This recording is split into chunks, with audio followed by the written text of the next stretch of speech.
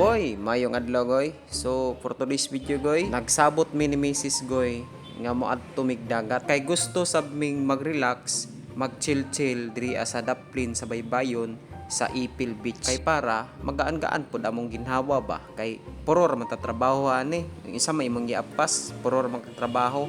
Sa nagdali ka para madato ka pero pag ando wala kay kwarta hasta nimong luuya nya pirti pag yun imong kapuya pag-aipog higayon ang imong kaugalingon nga makarelax ka ug ma-enjoy nimo ang imong kinabuhi nga uban imong pamilya. So mao ni goy dalamig bangko lamisa mga pagkaon nya lami kayong view goy unya mawa gyud imong stress diha. So palit pug ko og milk tea diha mga goy unya mao din ning aura diri sa Ipil Beach pag hapon na kay hapon naman mi ni anhi diri agoy kay trabaho lang gitag adlawan. So gidala nato ato mga chikiting diha bisan pa sa busy sa imong trabaho nakapangita gyapon kag pamaagi nga mabanding nimo ang imong mga anak ug ang imong asawa bisag simple lang gyud kaayo at least happy mo sa imong pamilya. So alright guys, salamat sa inyong paglantaw ng video ug di ko malimot sa pag-shoutout sa akong mga supporter. Shoutout kang Kelvin Japper Awing. Ingon siya dre pa-shoutout idol sa MV Vince Gabriel to. Alright guys, salamat sa imong comment.